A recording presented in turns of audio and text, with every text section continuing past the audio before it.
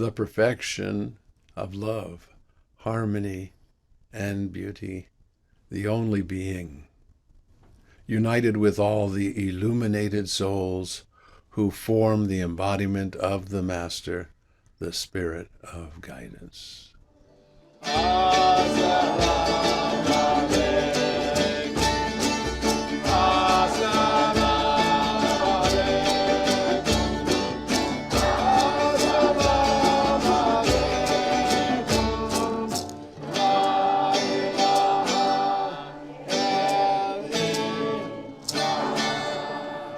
Assalamu alaikum, Pir Shabda. Assalamu alaikum, shalom aleichem, greetings and salutations, all of our family viewing this video presentation. Welcome, everybody. This is a special program we have with live interview between me and Pir Shabda, as well as film footage that we've taken around the world, especially in Colombia. This is a special day for the International Week of Peace. And Pir Shabda, for those of you that don't know him, he's spiritual head of the Sufi Ruhaniat, which is the lineage of Murshid Samuel Lewis. And that's also in the lineage of his teacher, Hazrat Amertat Cohn. Shabda is a constant speaker at interfaith events, and he teaches all over the world Sufi practices, especially the dances of universal peace, which is what we're going to focus on today, with some amazing footage that you will see as he teaches down in Colombia. Yeah, thank you, Amertat. Amertat and I have been brothers on the path for 54 years. Especially want to greet all of our viewers. How fortunate that we have the heart of loving kindness and compassion to bring as much awareness to the problems of the day. Certainly it's a time of paradigm shift. We know it's very, very difficult to shift a paradigm, and it will go back and forth and back and forth. And this way of getting together now on Zoom is a gift that's been given to us, and thank you to Ben Bowler and his entire crew for making it possible for us to be together and to try to share heart and approaches to life and approach to the problem of the day.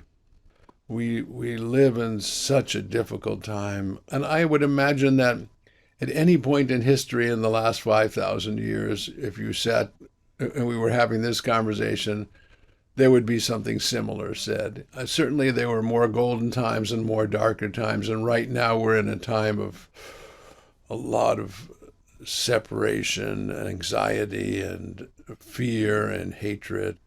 You know, Pir Shabda and I, we knew each other when you were not a peer. You were just one of the people. I we think were 20-something, yeah, 21, 22, yeah. Didn't we meet at the Sufi camp with Pir Vilayat in the mountains of Colorado? Summer of 1969. It was actually June, I think, May or June of 1969 we did, yeah. And then you actually came out to California after that and stayed in my house. And how did you meet Murshid Sam? Like many of you viewers, there was a certain point in my life where my heart caught fire, caught the devotion of living a life to wake up. And that happened to me, luckily, at a young age. I became a student of Baba Ram Dass. I thought I'd live with Ram Dass till I was enlightened. But I was pretty naive, still naive. We got in a Volkswagen bus. We bought a Volkswagen bus, a hippie shrine, and drove cross country to Murshid's door, and then never left. So I've been here in this Bay Area where he started the work that I'm involved in from 1969, fall of 1969 till now. Let's now take a look at some of the beginning of how the dances got started. Yeah, and Amertat, one thing to put it in focus, Amertat is a filmmaker, and made a beautiful film in 1969, 70, 71 called SunSeed, which captured that moment in history where there was a spiritual influx into America and spiritual leaders from around the world had come together. And so uh, Just one thing, it was Sam who inspired that to me. I was sitting in a meeting. He said, "People are going to film me." And I said inside, "No, I'm not going to let the media film him. We need to make a movie that's come from the heart." right, so now it's 50 years later, and Amertat has the inspiration to make Sunflower. In other words, what happened to the seeds after these 50 years? And so, in as part of that, I invited Amertat to bring a film crew down to Colombia, South America, in the mountains, about 4 hours out of Cali, at a eco village called Atlantida, where every April 200 of us gather with beautiful young people who are interested in loving kindness and compassion and awakening, and especially through these dances of universal peace. So, what we're going to view is at that place. Historically, June 24th, 1968 was the first day that Murshid Sam brought these dances into a reality. So my teacher, Murshid Samuel Lewis, who was an extraordinary mystic, not only a Sufi teacher, but had spent 50 years in Zen, had a Hindu master, Swami Ram Das, so he learned the mysteries through the Indian path and learned the Kabbalah, the Christian mysteries, also was a soil scientist. In 1968, he said that he kept having a vision of people holding hands, chanting the names of God. And he said it was almost like watching a movie. He'd see what they were doing, then he'd wake up, but when he'd go back to sleep, the movie would it would begin just where it left off. And so he came to the group and he said, let's try this. And, a group of 10, 15 people held hands, and then he gave the directions of what he was seeing in the inner world, chanting, holding hands. Everybody up, everybody up. Face your partner. Take your hands to the partner. And he told us these dances are a gift for the world. They're going to go far and wide. They would spread around the world. So here we are in Colombia, 50 some years later, and we have close to 200 people here singing and dancing.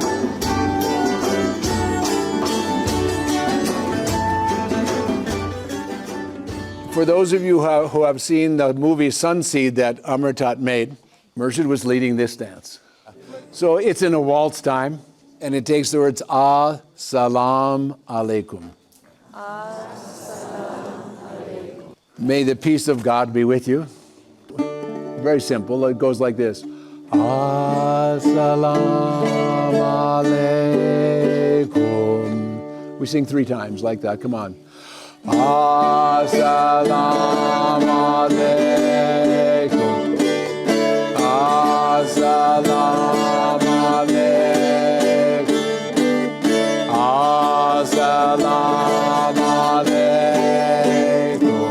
Then we recite La ilaha Allah. Murshid, he was very, very precise about how we had to do different things. And so when as a teacher, you have to show people that. And we'll see in a moment how precise he was. What is the process now of you teaching new teachers to lead these dances? What is that like? There's so many ways of learning. So how did I learn to lead dances? By getting in the breath of my teacher. He didn't say, this is the way to give the direction, this is the way to give the direction. I would watch him. I would practice it myself, see what worked, try not to talk too long, let the dance have its way, communicate the depth of what's arising. So I hope that the people who are learning from me learn by getting into my breath. I'm getting into my teacher's breath, and so on. Face your partner. Know which way you're advancing. One's facing this way, two's facing that way. 3 times clockwise. Turn and advance. As-salamu alaykum. Hold on, stop. We go, As-salamu alaykum. We get to bow to each other. So don't forget the bow. Now somebody is not progressing. You should already know when you're in that position where you're going to be next. You go in the direction you're moving, just facing. All right, now hold hands again. As-salamu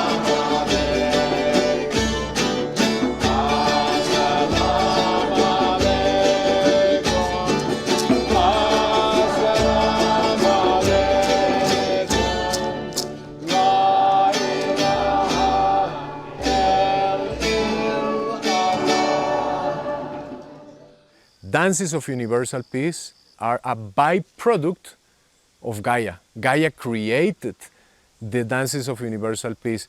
The context gave birth to the dances of peace as a practice, and they were born inside a Sufi womb because it was a good channel to manifest them, but they belong to the world. What do the dances of peace, how do they contribute to this planetary evolution? Well, first of all, they tell us all religions, all mystical paths have a good medicine for you. Doesn't matter where are you born, what is your culture, your heritage. You can claim your heritage from the Buddhist tradition, from the Zoroastrian tradition, from the Christian, the Muslim, the Jewish.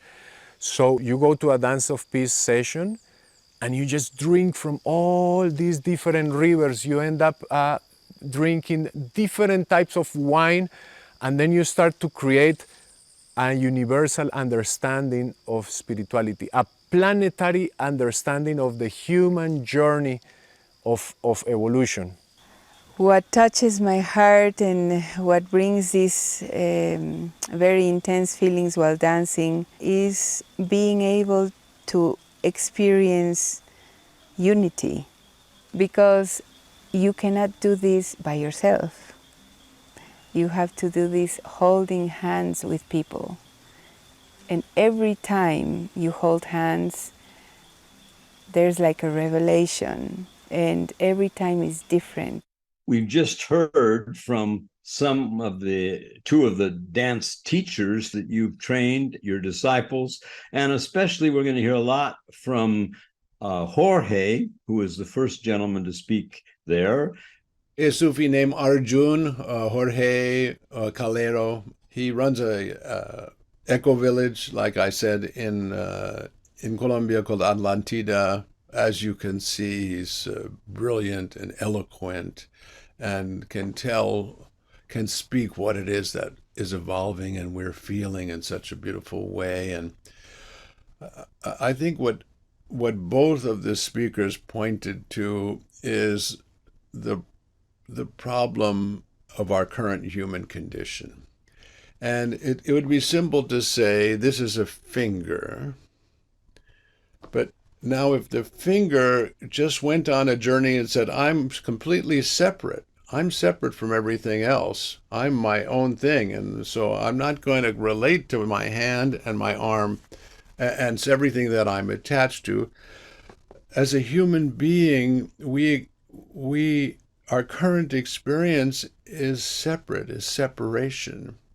When in reality, like the finger, it's not even interdependent because we're part of one. There's only one. And that experience is available for human beings to move from separation to unity. It's possible for us to experience this sheer joy and ecstasy. we can see that we've been separated by religion, by race, by wealth, by nationality, but even just for life on this planet, it's one. We're interdependent. We're one. We're all humanity is one. We're one with all of nature, with earth, water, fire, air, ether. It's all part of one being. So now these dances of universal take birth in the eloquent way that Jorge spoke. That it was time for them to come to humanity, and they came through our Sufi lineage. Very good. They could have, if they didn't come through our lineage, they would have come in another way. So maybe we are the caretakers of them, but they're the gift for the world. And right away, the first thing you do is you're holding hands. Now you're forming an organic shape, a mandala. You know, it's like when you look at synchronized swimming at the Olympics, it's like that everything moving together. When you hold hands, when you move together, when you sing together, there's embodiment, there's sympathy. And then now we're chanting these sacred phrases from the world's religious traditions or spiritual traditions. And this is something that's a little bit lost in the Western world. The principle of mantra yoga, that sounds can be uttered by a human being, and those sounds with devotion can transform your consciousness. It's a super gift to humanity. You don't have to be smart, you don't have to be like a PhD, but you need some devotion and practice. And certainly we can recite mantra yoga on our own, in our own way, in our own homes and so on. But now we're holding hands and we're calling on these sacred phrases, not just from Sanskrit, not just from Hebrew, not just from Arabic, but from all the world's traditions. And so we automatically feel the unity of religious ideals and of human ideals. And they're such a great gift. And I feel them now, 50 years in or 50 some years in, not only as a revelation, but really like a revolution to really change consciousness. And when we started, there was 10, 15 people in the room.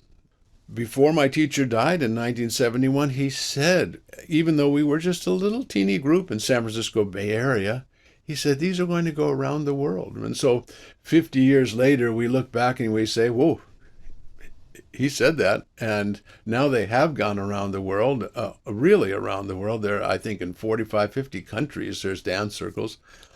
And really, maybe we're just at the beginning of the effect of this great practice. Maybe 50 years later, it will be a well-known practice that people do together.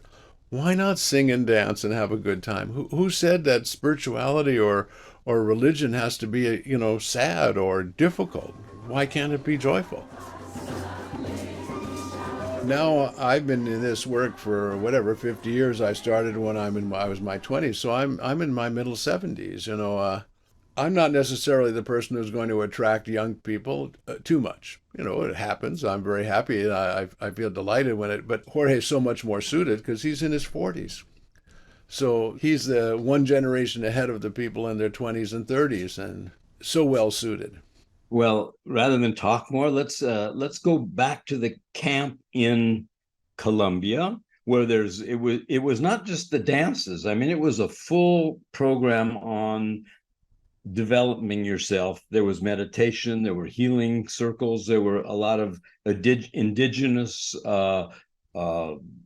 actual teachings that were going on there. And of course, it was in an eco village, which is actually a living example of perhaps a way that we can live in the future with taking better care of our resources and minimizing our needs for material things.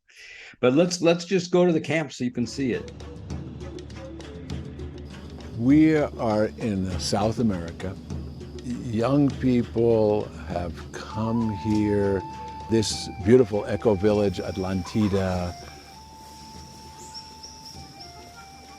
South America has an inner tradition of mysticism called, shamanism, where There's a great sense of breathing with the inner life and with nature that's almost built into the genetic structure of someone born here. It's such a joy to come here to celebrate, to sing, to dance, to share the lessons that I've received, that we've received.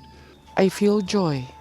I feel happiness to be connected with others when we can glance into each other's eyes.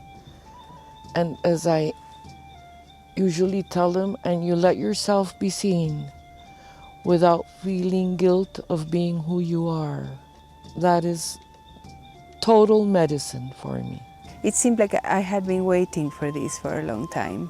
And when we started doing the dances, when I started training also to lead the dances, I came to know that this was something very important in my spiritual life, because the Sufi practices were beautiful, and knowing about all these things was very inspiring for me.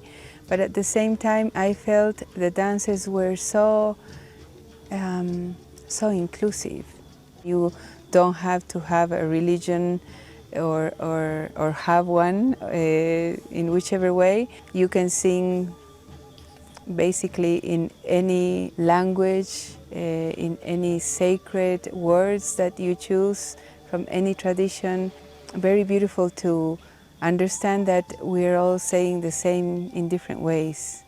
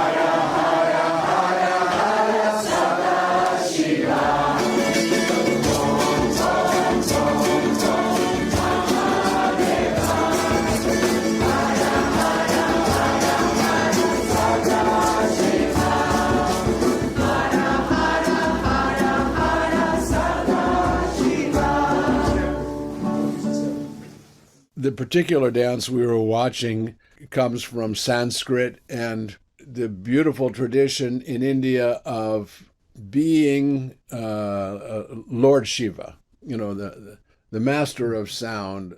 Through the rhythm of his being, life manifests.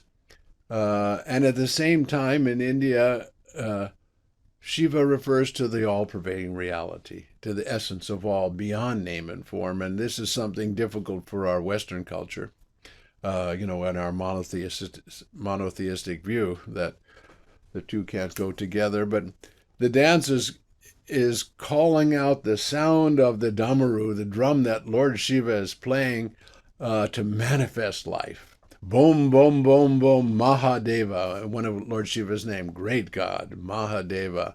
Hara, hara, hara, hara, Sada Shiva, God, immortal Shiva. So it's very spirited and so joyful, and we're dancing life into being as we sing these sacred words. When I was doing the Sufi dances with Murshid Sam back in the day, I never could have imagined the evolution that's happened in the dances since then. People have taken their own creativity, their own language, their own culture, and transformed it into something personal and universal. How did they turn from Sufi dances into now the dances of universal peace in terms of the concept? So for us, Sufi is completely universal. Sufi is the awakened heart. But so many people associate a word like Sufi with a vehicle rather than the destination. So, And also associated with Islam specifically. yeah, so if you imagine all the world's religions as vehicles, and now you get in your vehicle and you drive somewheres, but when you get to the destination, you don't stay in the car. You get out. You're in a universal sphere. So for us, Sufi means universal. It's that awakened heart. It's not the incense. It's the fragrance that comes when it gives itself up. That's what Sufi means. But if you hear Sufi dancing, for some people they will think, oh, it's Islamic mystical dancing. So if you know the true meaning of the word Islam, that's correct. But outwardly, that's not the case.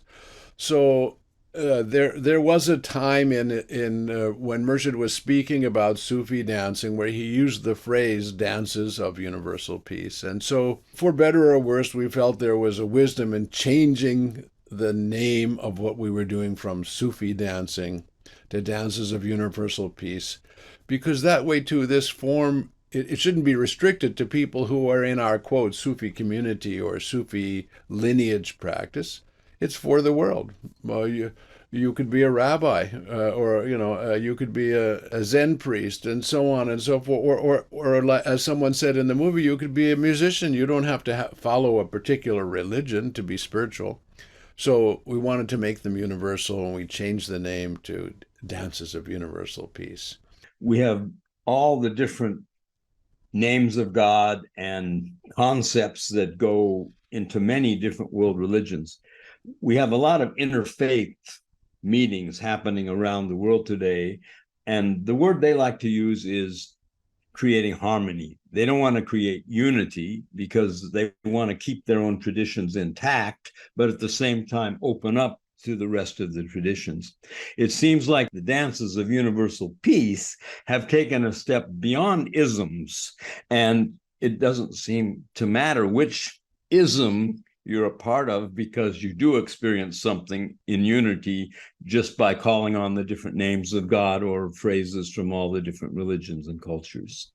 Beautiful. Yeah, and I think one of the catchphrase way to speak about it, we can use the word unity. We don't want to use the word uniformity, or we don't want to become uniform. Mathematically, if there's one, there's no two. So that means there's no two things, there's no duplication. Everything is unique, and that's why it's unity, not uniformity would suggest there's duplication. With great good fortune, we do get to sing and dance, and you wonder why it's such a secret. Why have such a good time? Imagine the governments of the world would start their meetings by holding hands and making a common invocation, that they had a common purpose and held to that. And why not? Maybe it will happen that way. I'm glad you bring up the government word, because let's talk now about some of the serious issues that humanity faces today in our world. Yeah, one should ask, how does the spiritual life serve the problem of the day or the problems of the day? And the whole idea that my well-being is being disturbed by you, by the devil, there's some devil outside now, and if I can get angry and hate that devil and do something about that devil, my life will be better. And now there's the confusion that of race. I mean, how absurd. Of gender. I mean, we're in this period of history where it's not even fair to say equality of women. To allow women to take their rightful place in the harmony of the evolution of all being, and for us to receive the wisdom and guidance of the voice the voice which comes from within through the feminine. So it's a wonderful time and a difficult time, and certainly even in the last 100 years, we've come a long, long way. There's so much more ground to go over. Loving kindness and compassion, in a very profound way, may be at the heart of the solution to all of our problems. Naturally, we have to act, but when we act with loving kindness and compassion, when we act with a sense of unity, of a sense of being one body, we will be able to change this world, or change ourselves, and make this place a more harmonious and more beautiful place to be. If we look at the problems that the world has faced, more or less they've been caused by destructive emotions, by greed, anger, jealousy, self-loathing, hatred. We're living in a time where our actions as human beings have created a great chasm of separation by race, by religion. We're all made out of the same earth, water, fire, air. If you look clearly, it's absurd. The world we live in now is very painful to witness. Humanity is now in an peak moment of evolution. Change, evolve, or perish. We created this scenario in which whether we change or we die, whether we evolve or we collapse as a civilization. We created this. And now we're in a difficult period where, by our actions as human beings, our planet is in our existence on the planet is being threatened. And it is a moment where, by our actions, humanity can fail, or we can go on. It's pretty much that simple. The planet will be fine in the long run.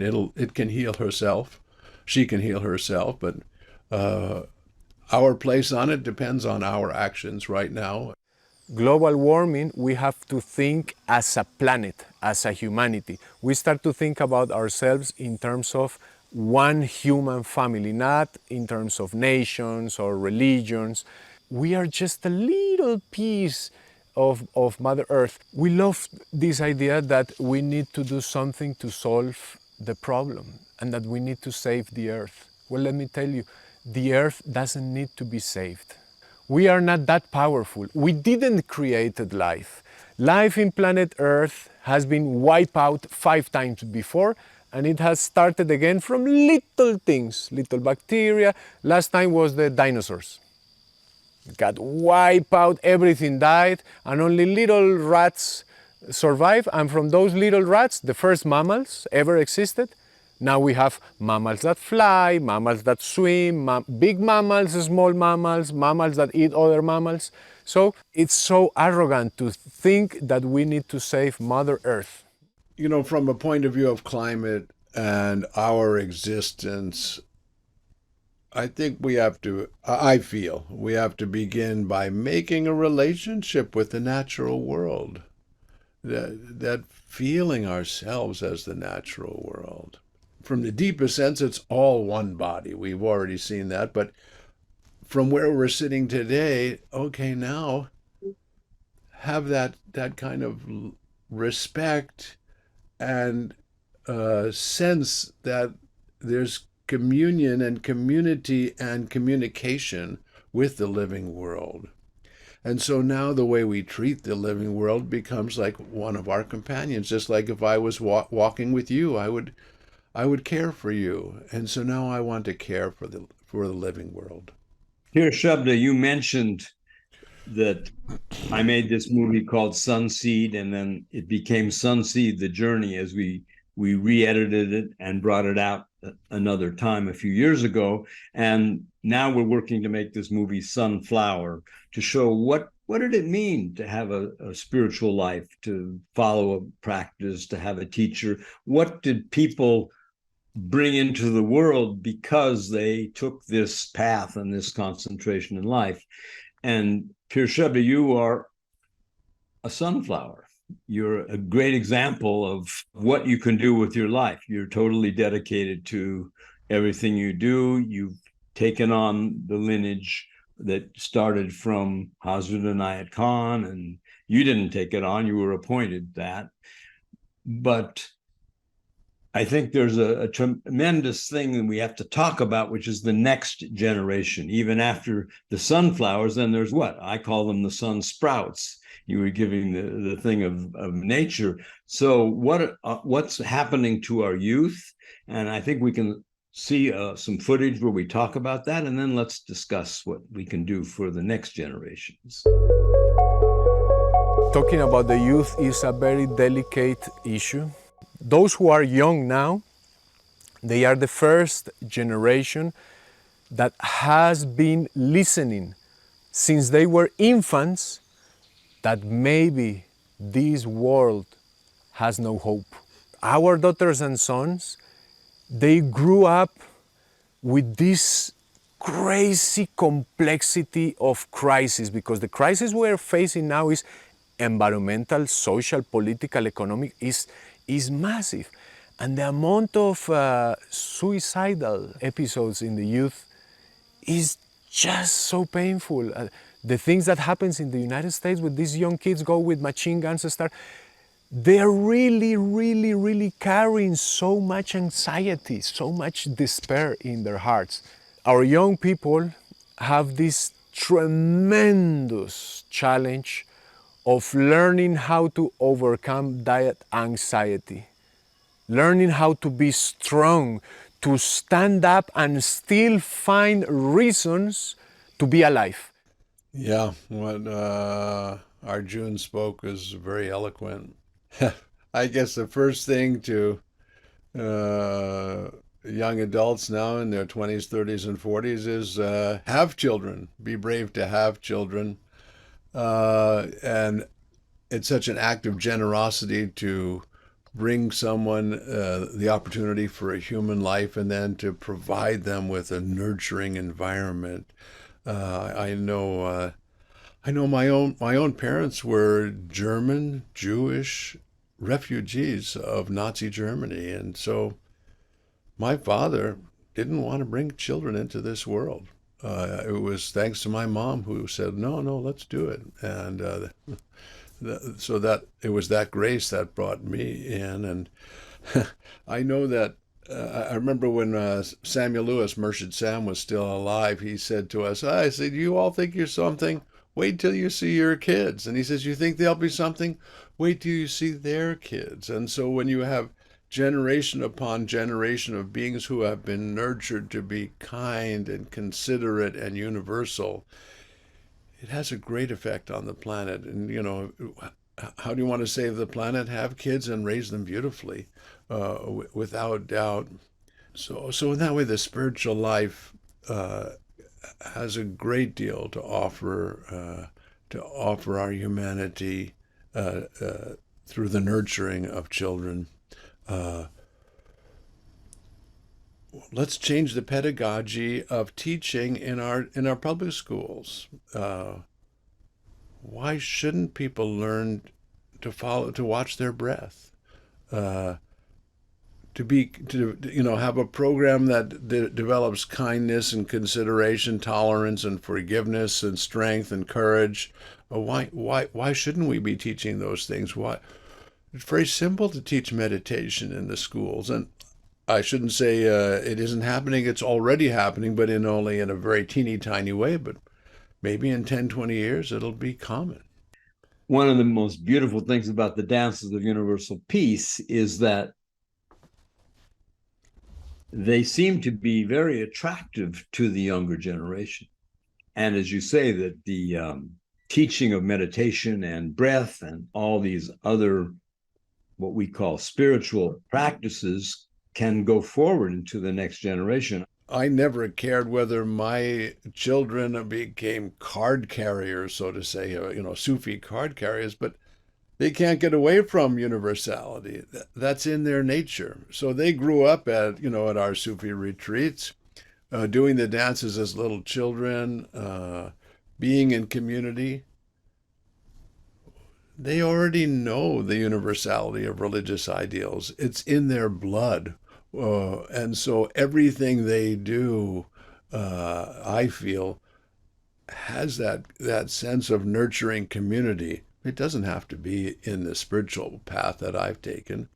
Go out and serve humanity in the way that's appropriate for you. But I do feel that we as teachers, as parents, as school teachers, and we should, boy, do we need to honor those people who teach our children in school. That's where the opportunity is to teach kindness. We're not teaching Christianity or Judaism. We're teaching kindness, strength, courage, tolerance, forgiveness, patience, being in tune with the infinite. All those things can be trained without a religious, so that we don't have to be transcendental meditators and we don't have to be Sufis, but we can be loving kindness beings. And in a way, I feel they have a great advantage, this generation, because they see in an instant on their phone all the traditions. Some of the deepest teachings that were kept secret for centuries are now available to them immediately. And so in a way, if you look at it as an evolutionary process, like an athlete, the athletes today, they run so much faster than the ones before because of lots of reasons, training and practice and so forth. Perhaps these next generations will be so already starting from a spiritual point of view, but maybe not labeled, as you said, anything, may actually develop some skills and some techniques and some practical bringing it back into the world, into the governments of the world who sit and the wealthy people of the world who make a lot of the decisions for us. Maybe this next generation can actually reach out to them in a way that maybe our generation hasn't been able to. That's my hope. That's my feeling that a new age is possible. It's an amazing time to be born into the world now. How can I bring more loving kindness and more joy into this moment? So let's attend to that. Train our children to see the world that way. How can I serve this world? That obviously, if my neighborhood gets happier, I'll be happier. It'll be a nicer neighborhood to live in. I see the spiritual path as helping human beings, not, in the long run, we want them to really awaken to their true nature, to be fully awakened. On the way, we gradually become less selfish. We become more kind, more considerate, and look past our own needs, because I know in the long run, we're interdependent. So my happiness based on your happiness.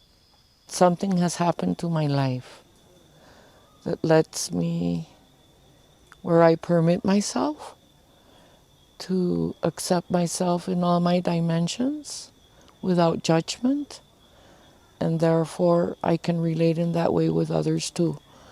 And for me, that is peace. I feel that living a spiritual life is living a complete life. Until you find something that relates to that and which gets you near to it, I think life is pretty much empty. I see this spiritual path, and not just our spiritual path, it's blooming all over the world, as a great benefit to solving all of the world's problems, environmental, political, gender, race, income inequality, sharing the resources of the world, using less, being conscious of what it is that our place is, what our purpose is. Well, thank you, Pir Shabda. You are such an inspiration to so many people around the world.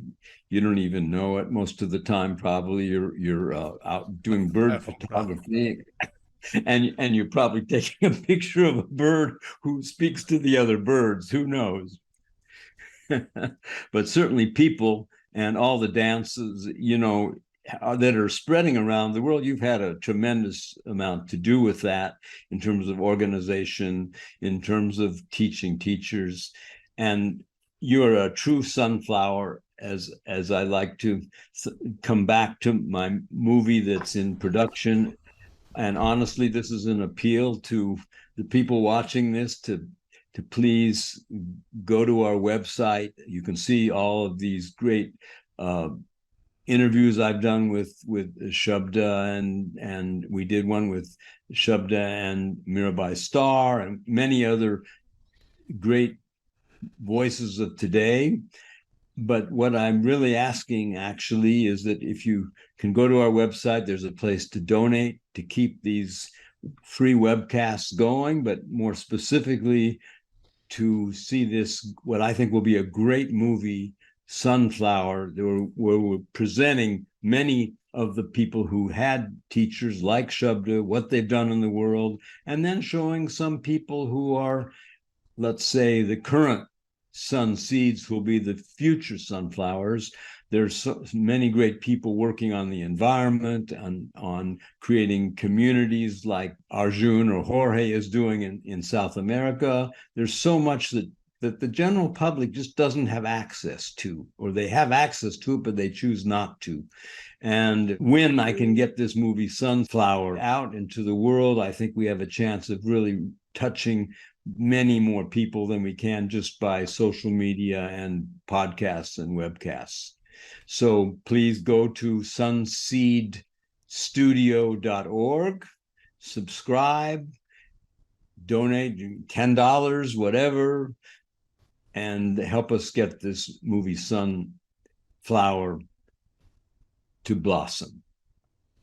And now let's hear a little bit about a vision for the future.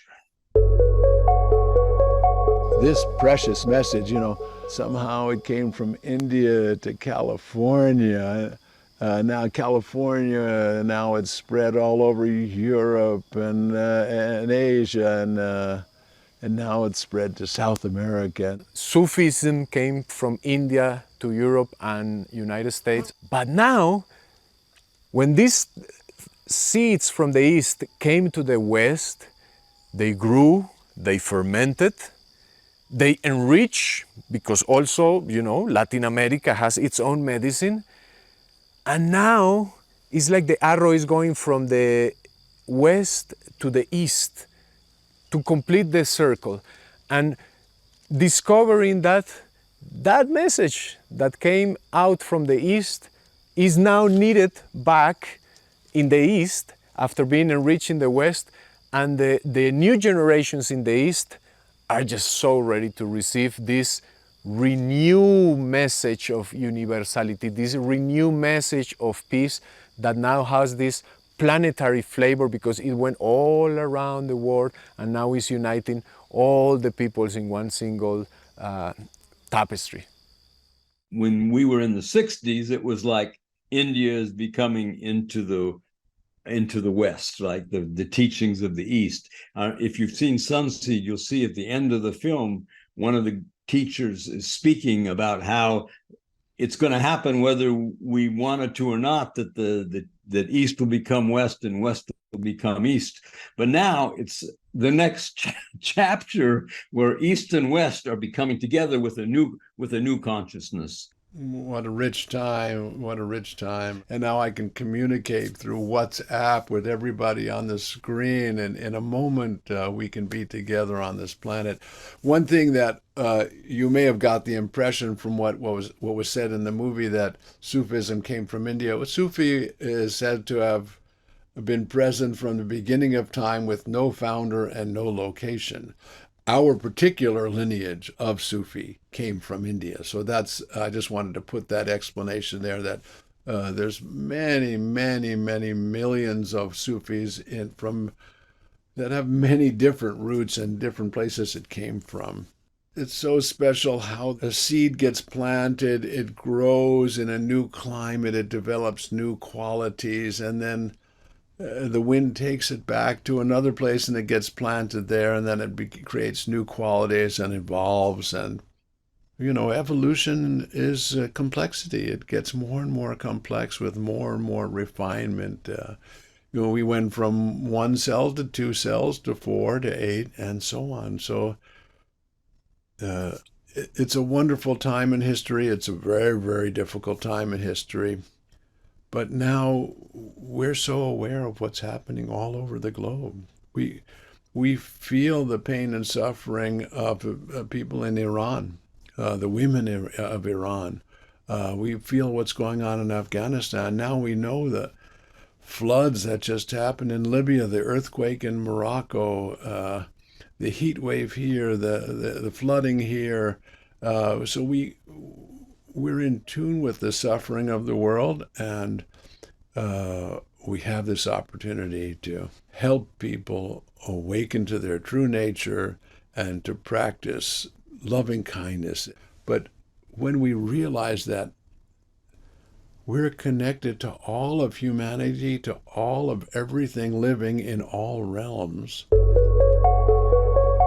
There is no distance between how horrible and how scary and how difficult the darkest hour of the night is, and how amazing the sunrise is going to be. They come together. So we're facing now an amazing moment to be alive. I wouldn't change it for anything. We are in the threshold of something really important, something really magical, something that is even beyond our capacity to understand right now. That's how fantastic it is. Something is being born from within of reality. Something is being born, not only in the human heart, not only in the human consciousness, is being born in the reality itself.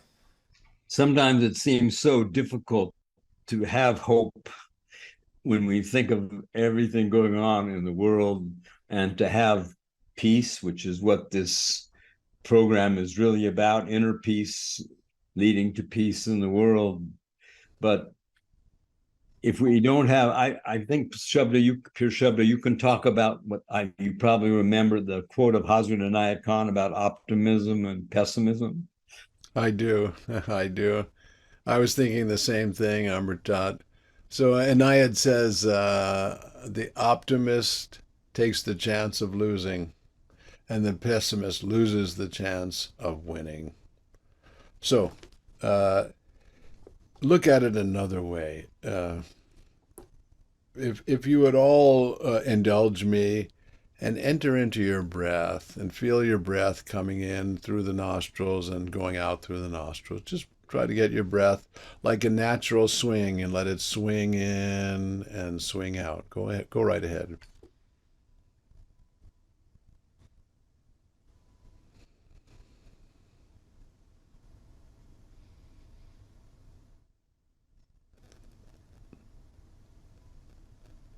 Okay, and now I'm going to ask you to continue the practice and feel pessimistic and see if it changes the rhythm of your breath.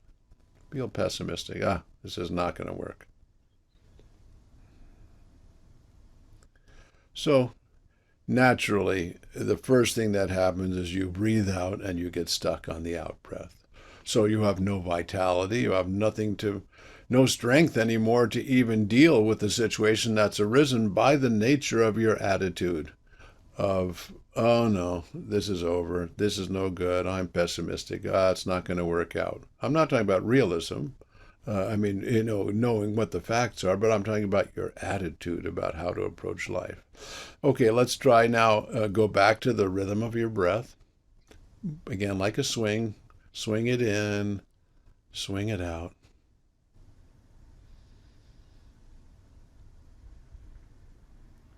Okay, and I invite you, no matter how difficult things are arising, I feel optimistic. I'm going to keep my optimistic heart on.